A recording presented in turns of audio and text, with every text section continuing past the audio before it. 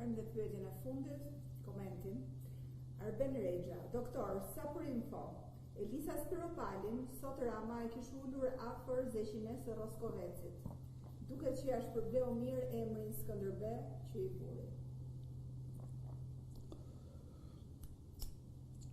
Ajo që mund të them është se degradimi i Partisë Socialiste në një parti krimi është rikthimi i saj në origjinën e kuj. Kjo parti është themeluar mbi krimin, mbi vrasjet, mbi pritat, mbi pegmarrjet.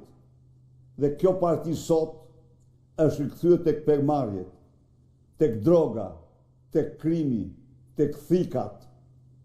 Ndaj dhe të bëjmë gjithçka për ta përzënë sa më shpejt nga pushteti. Faleminderit.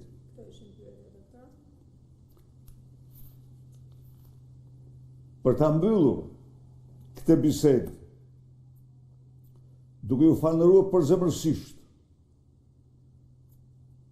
për pyetjet, komentet dhe çështjet që ngritet, ju ftoj në mënyrën më miqësore të ngrihemi, të bëjmë gjithçka për të bindur çdo qytetar shqiptar që rrin në heshtje, që konformohet, të dal nga heshtja e tij, të dal nga konformizmi i tij. Kur ndonjëherë në një vend me pluralizëm, ato që ka bërë Edi Rama, kreu organizatë kriminale, nuk ka bërë njeri. Është detyra jonë të dashur demokrate e demokrat, militante e militant, të binin qytetarët, të heqim para syve të tyre perdën e tmerrshme që i pengon të shohin murin e korrupsionit që ka ngritur Edi Rama kundër atyre. Me durim, të shpjegoj se cilat janë pasojat katastrofale të mburojës Balluku. Se me mburojnë Balluku, Edi Rama u tha shqiptarëve si askush tjetër, që unë ju kam vjedhur, do u vjedh, dhe se për mua nuk ka ligj.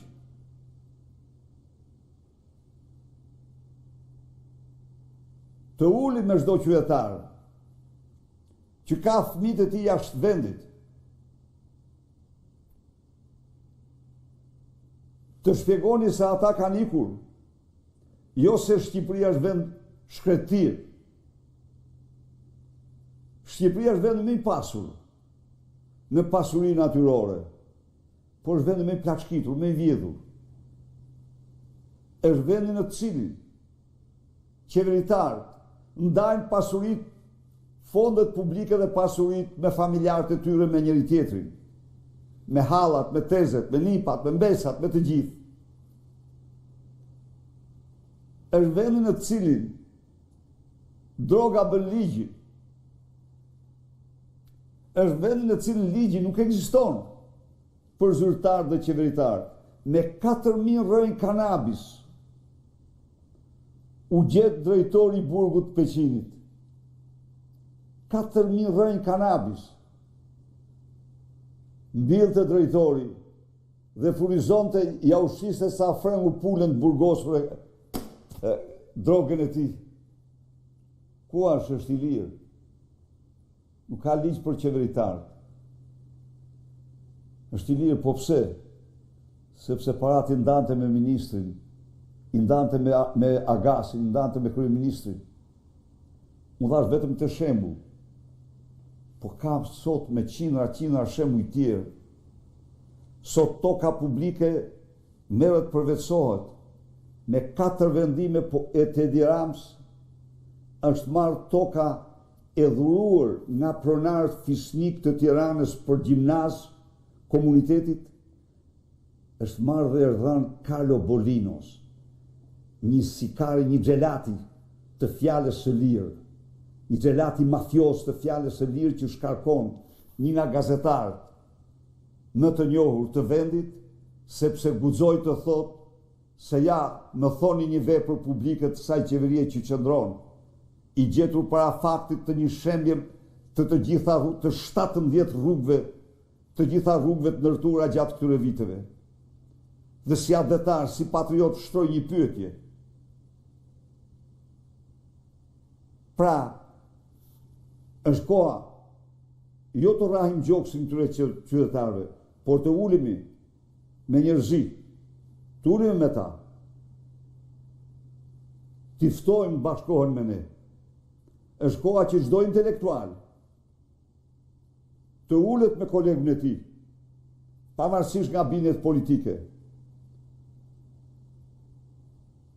të ndalojmë në faktin se cili është roli i intelektualit. Cili është roli i intelektualit, misioni i tij në një shoqëri? Sa herë që ta shqyrtoj, ai nuk duhet harroj. Pavarësisht nga pasioni që ai ka për të smurin dhe mjekësinë, për fizikën, për matematikën, për informatikën, për biologjinë dhe shkencat që aplikon, në fund, me gjithë kontributet e tij, të mos harroj kurse aty është profesionist, kurse si intelektual, ai ka mision të përgjithshëm mbrojtjen e interesit publik. Ai duhet popullit të tij për të mbrojtur interesin publik të popullit të tij, sepse ai është shkolluar, sepse ai është mbështetur nga ky popull, pikërisht për të qenë avokati i tij.